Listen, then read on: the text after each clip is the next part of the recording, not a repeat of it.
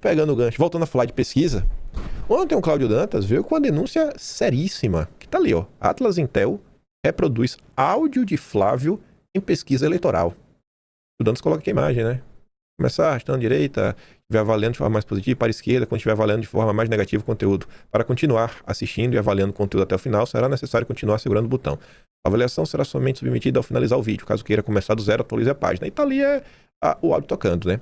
Aí o Dantas diz, rapaz, eu nunca vi isso na minha vida. O jogo é baixo demais. Antes de trazer até a explicação do Dantas, que ele explica o quão problemática é essa situação, né? E o quanto isso pode pesar na avaliação de uma pesquisa eleitoral, para vocês conhecerem o Andrei Roman. Eu sempre disse que a Atlas Intel é o segundo instituto de pesquisa mais petista do país. Só perdi a PaQuest. Aí tá ali o Andrei Roman. Chances de reeleição de Lula disparam com as revelações sobre Flávio.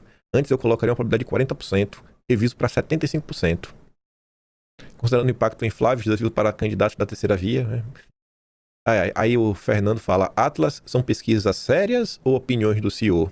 As duas coisas, que deveriam inclusive encontrar-se em plena harmonia uma com a outra. Aí o Globos até comenta, CEO da empresa que mostrou áudio do Flávio na pesquisa de intenções de voto para a presidência, divulgação amanhã. A pergunta é, para que pesquisa, né? Parece meio tendenciosa. E pelo que consta, o PT está recebendo alguns trackings da Atlas, né? Então talvez o PT tenha contratado a Atlas Intel.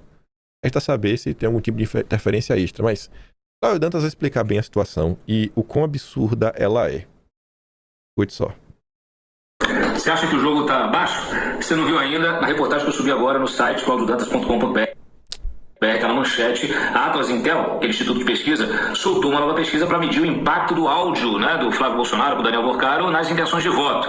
Até aí tudo bem. É isso aí, faz parte, todos os institutos estão fazendo a mesma coisa, inclusive aqueles trackings internos, os partidos estão medindo aí o impacto que esse episódio teve aí nas intenções de voto do Flávio Bolsonaro. Até aí, ok, beleza, tudo certo, até que a Atlas Intel incluiu no questionário da pesquisa o áudio, o próprio áudio, pedindo ali, aí tem o áudio do Flávio Bolsonaro, e aí eles disseram, olha, você pode avaliar entre terrível, aí você mexe o cursor até a esquerda, ou excelente, mexe o cursor até a direita, ou deixando neutro ali embaixo. Olha, é uma excentricidade, eu nunca vi isso na minha vida. Seria como, sei lá, pegar uma pesquisa e colocar no questionário da pesquisa a manchete de que o contador do Lula e do Lulinha foi preso por envolvimento com o PCC, né? Ou sei lá, pega o áudio do Lula defendendo o roubo para tomar uma cervejinha, ou o cara que é usuário da droga, que é o culpado e não o traficante. Olha só, gente, isso aí é induzir a resposta, tá? Já pensou? Colocar notícia que Lula aconselhou o Borcaro a não vender pro BTG, ou o valor dos contratos do Lewandowski, do Guido Mantega, dos aliados de Lula, falar do PT, da Bahia e o Banco Master. Estranho, né? Isso do que o Atlas Intel tá fazendo. Estranho. O Andrei Roman, que é o CEO lá da Atlas Intel, me respondeu no X, eu incluí na matéria, ele disse que é o seguinte, não, isso aí, na verdade, essa pergunta ela é feita depois de todas as demais perguntas, então não influencia no questionário, não é bem assim não, tá? Inclusive já falei com a campanha, o jurídico da campanha vai entrar com uma ação sim, para proibir e multar o Atlas Intel por esse tipo de postura, de ação. Nunca vi isso na minha vida, Instituto de Pesquisa não pode influenciar as pesquisas, naturalmente isso vai ser usado pela imprensa amanhã para poder reproduzir o resultado disso diante de um áudio que, claro, não tem o contexto, não tem a fala do Bolsonaro, do Flávio Bolsonaro explicando que aquele dinheiro era para financiar o filme, que não teve contrapartida, quer dizer, não tem nada, não é possível. Até porque esse tipo de episódio, ele faz parte da guerra política, mas do ponto de vista jurídico ele precisa ser apurado, é preciso verificar se tem algum problema, se não tem problema. Enfim, gente, numa boa, eu nunca vi um nível tão baixo numa campanha e a gente nem entrou na campanha, a gente está na pré-campanha. Instituto de Pesquisa está merecendo CPI, eu já disse isso lá na campanha de 2022 e retorno aqui, volto a falar isso, né? Aliás, o Andrei podia ter colocado ali no cursor, né? Em vez de terrível, poderia ter colocado assim, imperdoável. Fala sério. As pessoas estão se expondo. Imperdoável. Ficou parecendo uma indiretinha pro senhor Romeu Zema, né? Mas vocês estão vendo o ponto que estamos, né? Aí o Dança falou, não, ainda estamos na pré-campanha. Foi até por isso que eu falei, pra mim acabou a pré-campanha. Pra mim a campanha já começou. A máquina jurídica do PT e a máquina como um todo já entrou em campo. Aí, vamos ver aqui um compilado de coisas, de matérias que saíram Já também aquela catinga de petista, catinga de gente tentando sabotar a candidatura do Flávio. Aí começa. Mercado acompanha o caso Flávio Bolsonaro e de olho nas próximas pesquisas eleitorais. A Atlas tinha parceria, não sei se ainda está, na próxima divulgação, com a Bloomberg, uma das maiores páginas aí do mercado global. Qualquer nova denúncia envolvendo parlamentar mexe com o humor dos investidores. Os investidores estão nem aí, gente. O investidor só quer saber como é que tá a Selic no Brasil. Se tiver alta, investe em renda fixa, fica feliz da vida. Ninguém liga. A Ana diz, 2018 não ensinou absolutamente nada pra essa gente. Olha, ela tá certa nesse ponto, né? Porque o que decide no final do dia é o voto do povo. Mas eles tentam fazer isso daqui porque requenta, é notícia que sai, que é utilizada. Aí fica assim, meu Deus, o que tá acontecendo? O mercado está acompanhando o que teve com o Flávio. Eles estão vendo que a imprensa está tentando extrair ao máximo a questão do ódio, porque não tem mais nada, não surgiu nada novo. O assunto já, assim, já não é mais a pauta central das discussões. Novo Datafolha inclui Michele Bolsonaro em pesquisa sobre eleição presidencial. Deve ser coincidência também, né?